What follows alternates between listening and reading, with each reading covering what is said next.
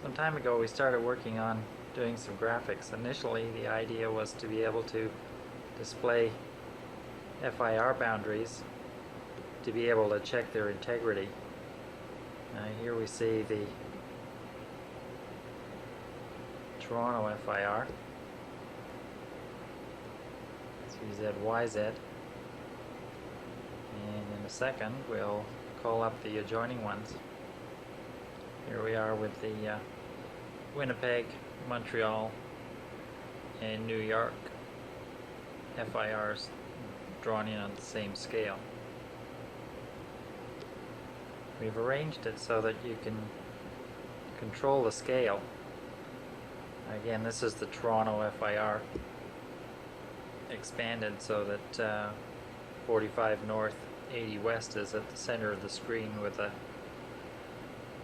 distance to the north and south to fit the screen of, or technically a maximum radius of 200 miles. And you can really control this as much as you like, so you can expand it right down so that you only have 1 mile in any direction showing on the screen. Believe it or not, this is the Toronto FIR expanded to show only 50 miles north and south. The sharp point over here on the right hand edge of the screen is where the FIR boundary takes a dirty dive in the middle of, at the end of Lake Ontario, and then cuts back down into Buffalo area. After we'd figured out how to do FIR boundaries, we decided, well, let's give it a shot at drawing some of the other data that's on file. This is the standard instrument departures that we have on file for Toronto. See if I can zoom in here so that we can in fact, right, okay, now you can read there, Toronto in the middle. Have to get a tripod for this thing. Wyerton, Midland, Sterling, all the way out to Messina. These departures ought to be familiar to you if you're flying out of Indianapolis.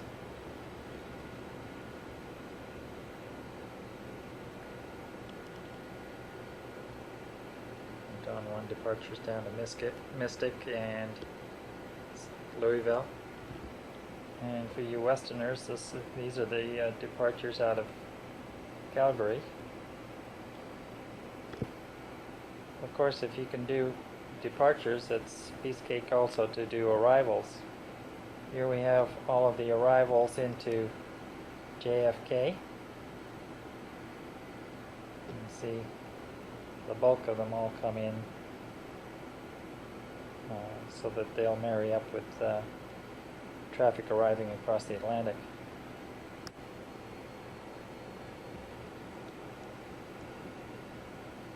One of the things we decided is that to be able to get an appreciation for what's going on, you really need a geographic reference grid. So we've started putting in some country boundaries.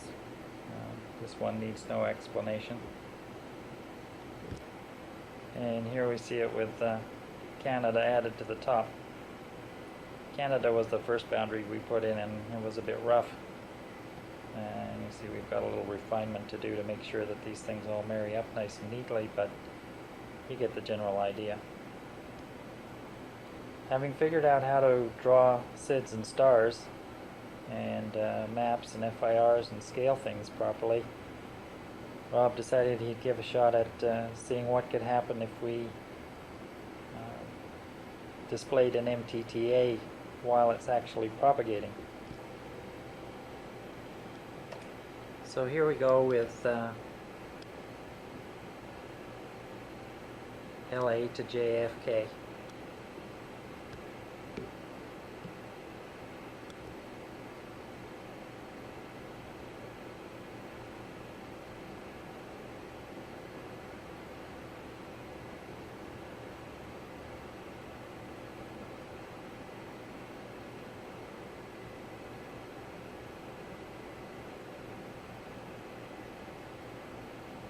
and when it gets finished, it draws in the route that it selected as the best. Now, if you wanted to draw in Kennedy, okay, and then we'll add the geographic outline of the coast in this area, and then we'll run that MTT again and see just how it finally finds its way into Kennedy here in large scale. Okay, here we have the coastline drawn in, and you can just roughly see Cape Cod there and the coastline as it goes up into Boston, and then the US-Canada boundary to the north. Okay, it's figuring out the MTTA now, and in a couple of seconds it should appear here on the left part of the screen. Just have to be a little bit patient.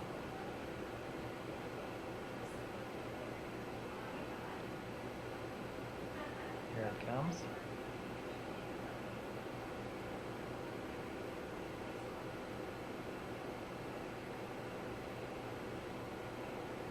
And it found its route. Here we have North Atlantic, and we're running an MTTA from Gander to Gatwick.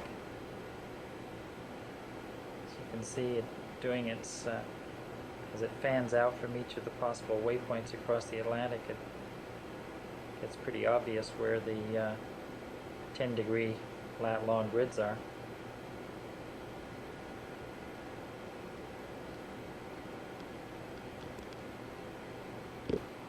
Okay, now we're going to run one from Even in northern Norway down to Keflavik.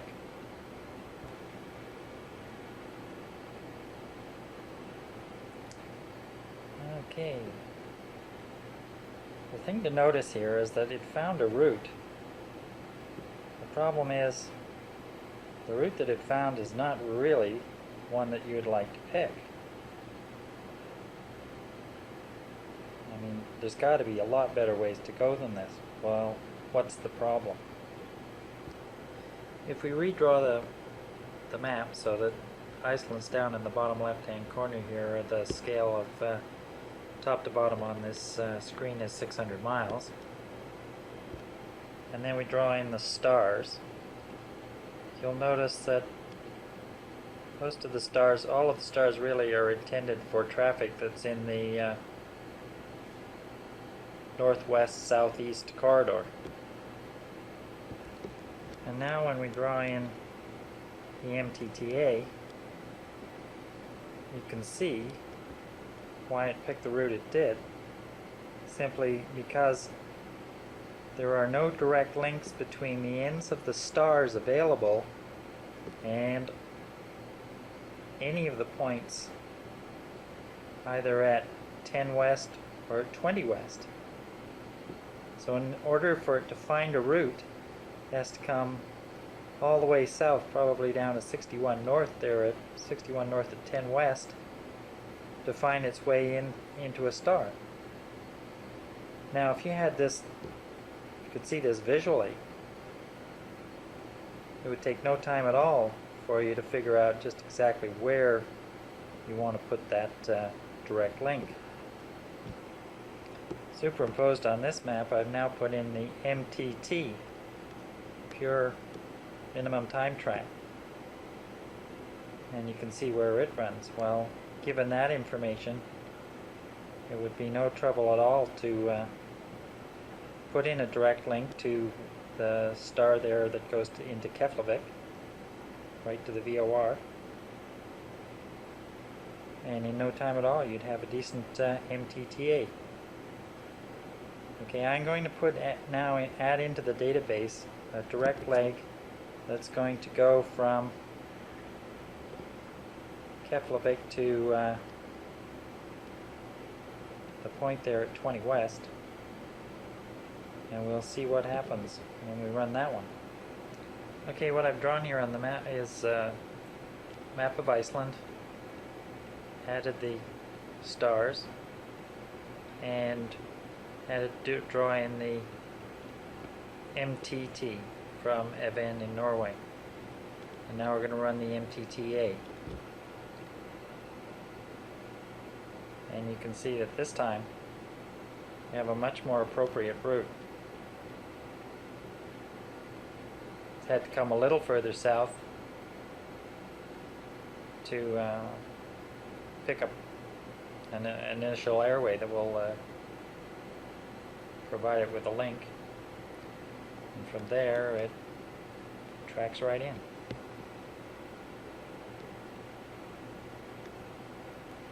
Now this is something that you can see graphically that you might never catch,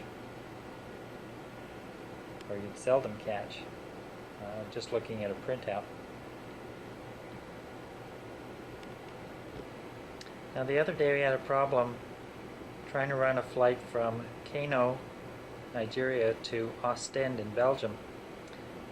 So I've drawn this map in preparation. That's England up at the top, just in case you can't figure out what the blob is. Okay.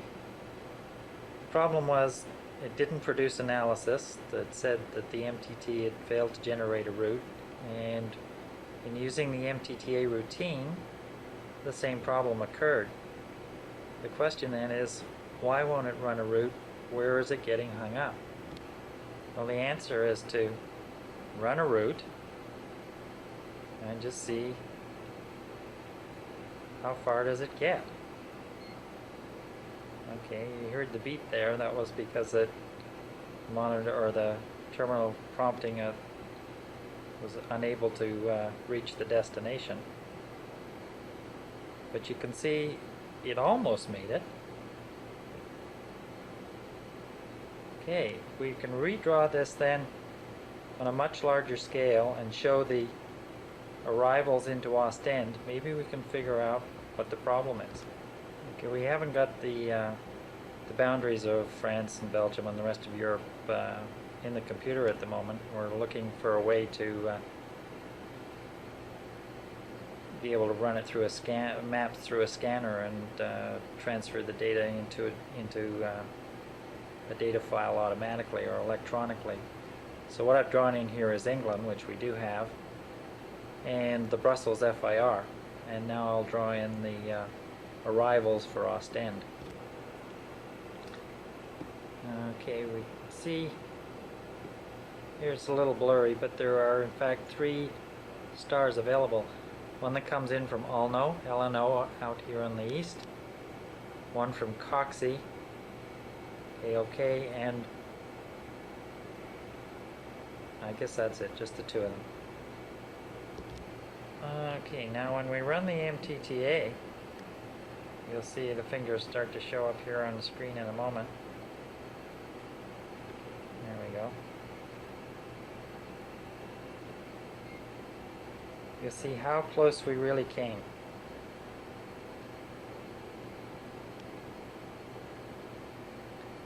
And it doesn't take too much work to get out a chart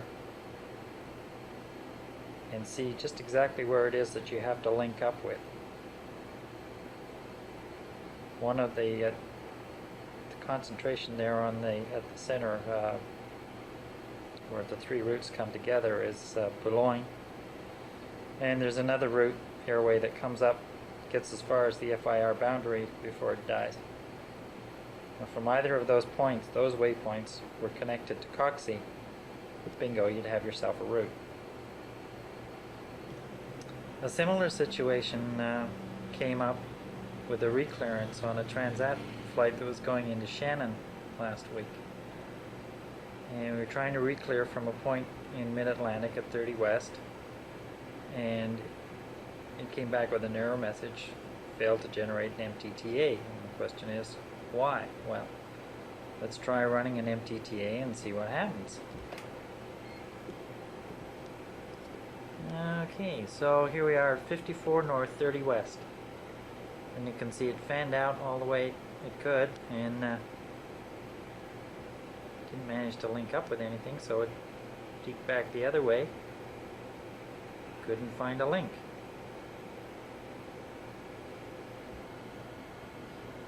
Now if we draw in the stars, it soon becomes obvious that we need to link up to Alden from one of these points,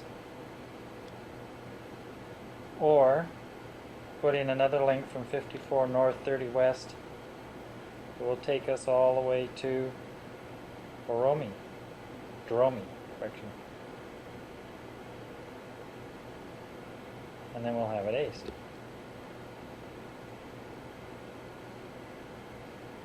So the key here is that by being able to present it graphically, you can see in an instant what's missing, what it is you need to connect to,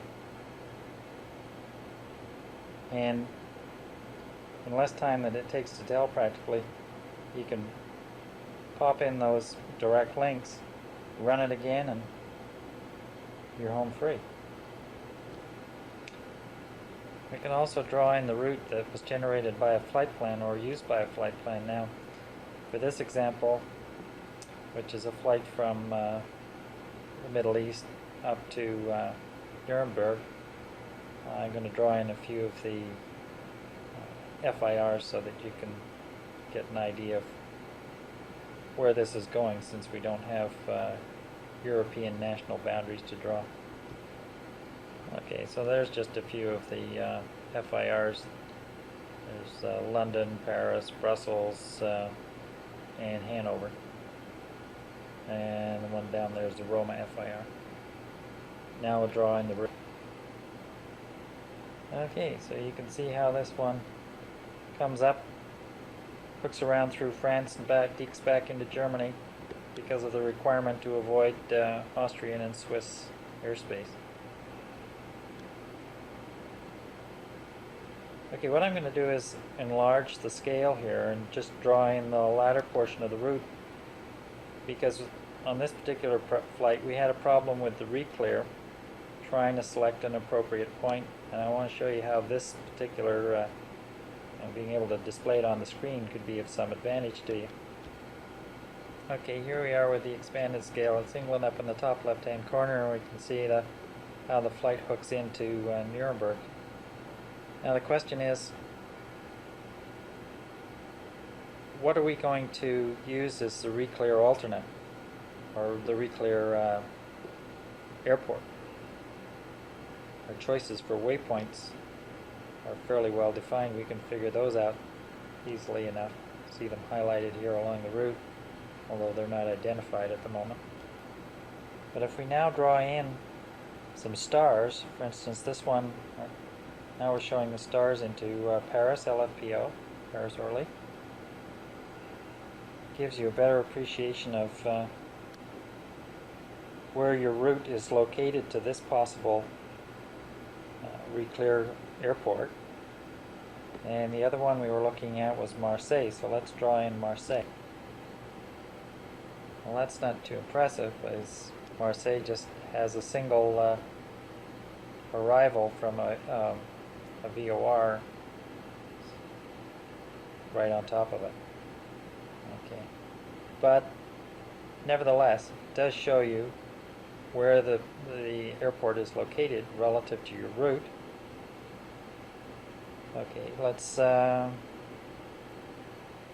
another one. Let's try Zurich. Okay, so here we are with Zurich in. Now granted, this wouldn't have been a particularly good choice, since we're looking to avoid that sort of airspace. So up here we have Dusseldorf as an option. Okay.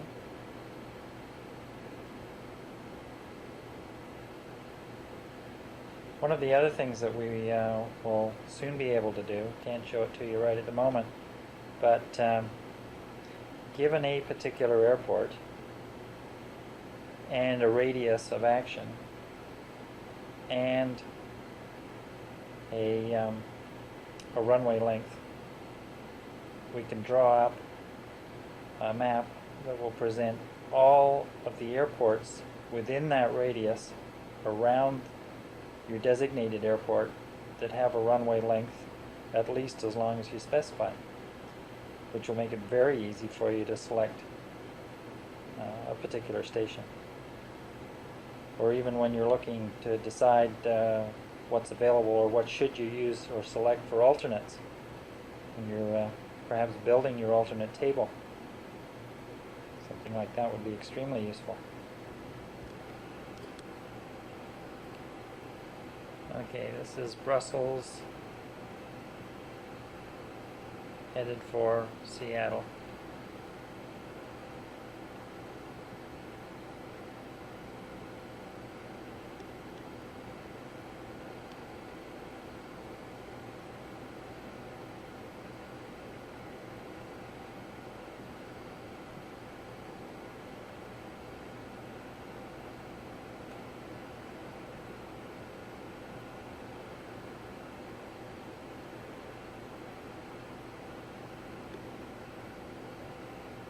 Bingo, there's your best route.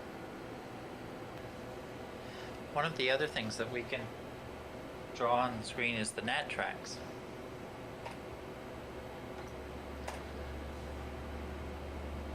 Now, when we look at this, there appears to be something wrong, so I'm just going to draw in the countries so that you can see where they fit in.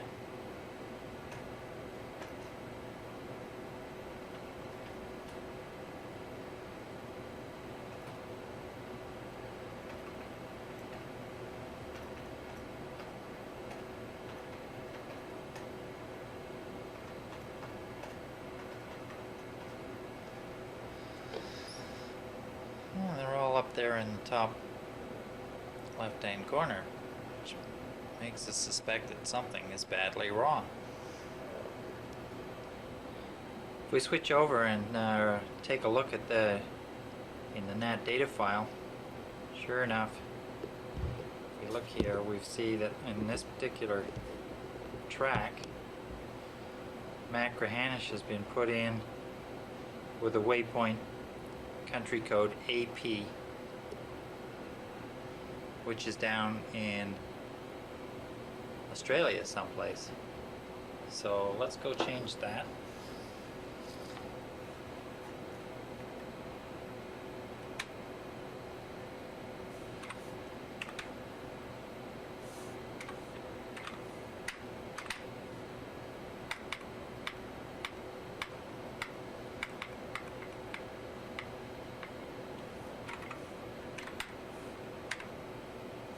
There's the one we want. So if we redraw the screen now, there we have the nets. Still seems to be something amiss here with the bottom one. Let's quickly draw in some countries here.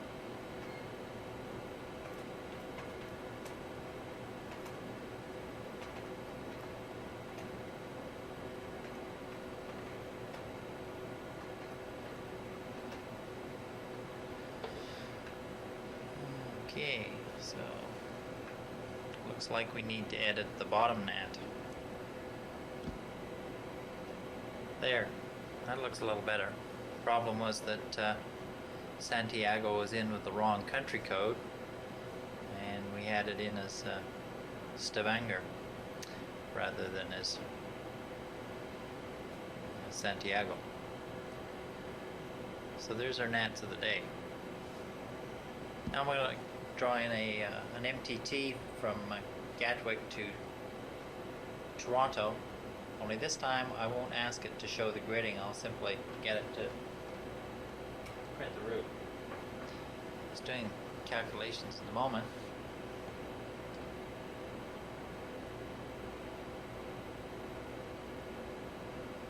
This isn't nearly as exciting as watching the fanning.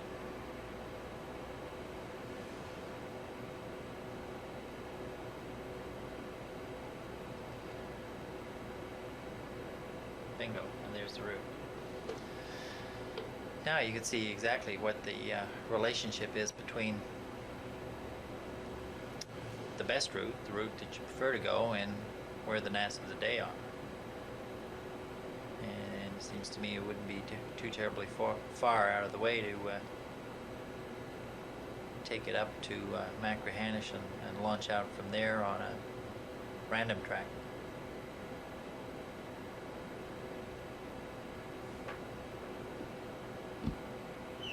And just for comparison's sake, here's a pure MTT.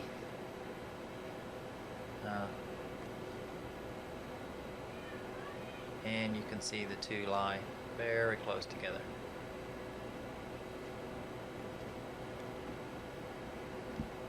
Okay, here we are with England, and suppose we wanted to, we're going to run a flight from Gatwick up to Prestwick.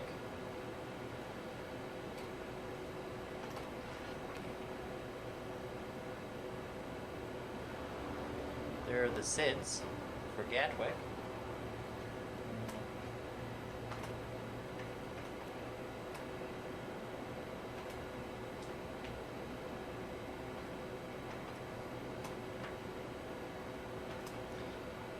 That draws the stars into Prestwick.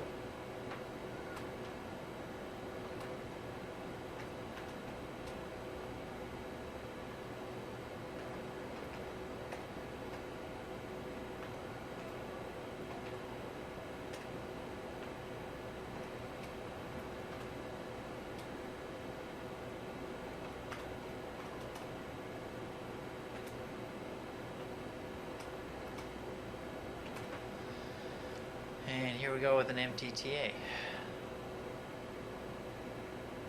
Pretty straightforward.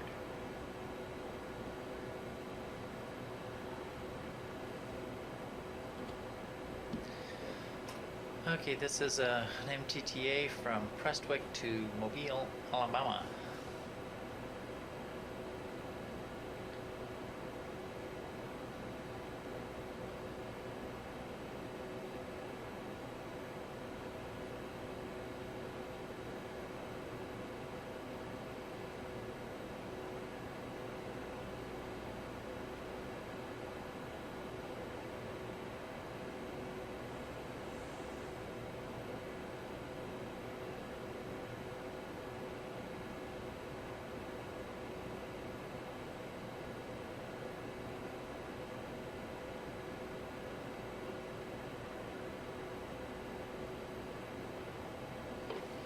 Bingo.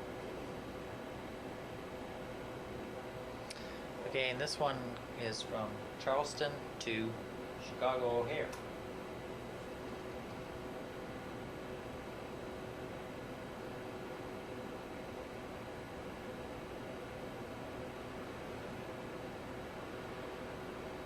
Bingo.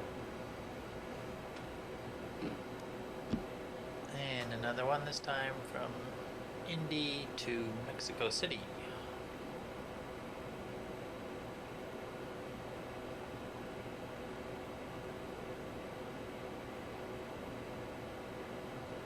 There you go. Okay, and this is Amsterdam to Bombay.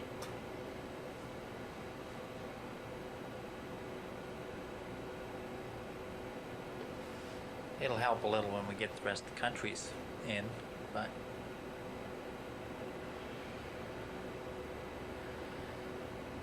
certainly gives you an idea of what it's capable of. There's your route.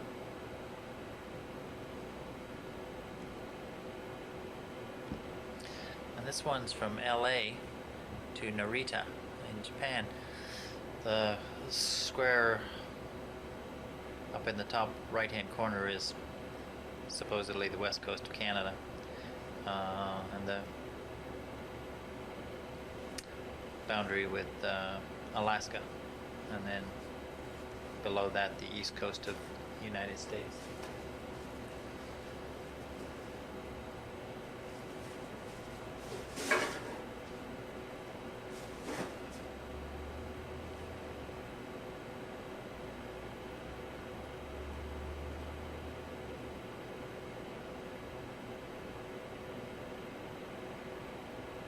There you go.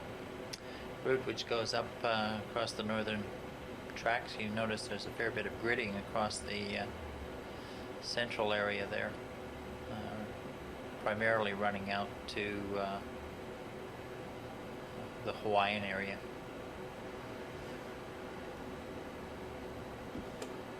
I'll just leave you with this one final one. This is from Anchorage, which is a little bit off the map, to Miami.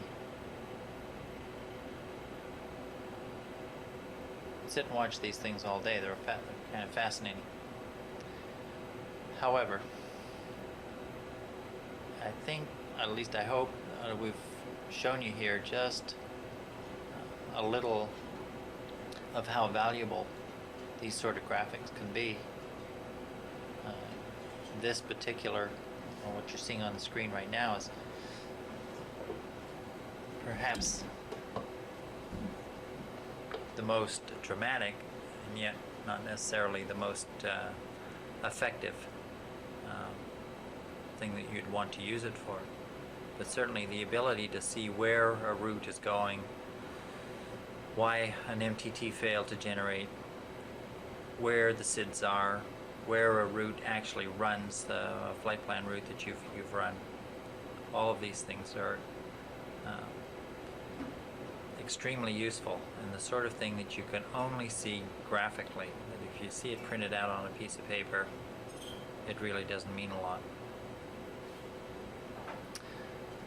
So if you'd like to hear some more about this, let me know.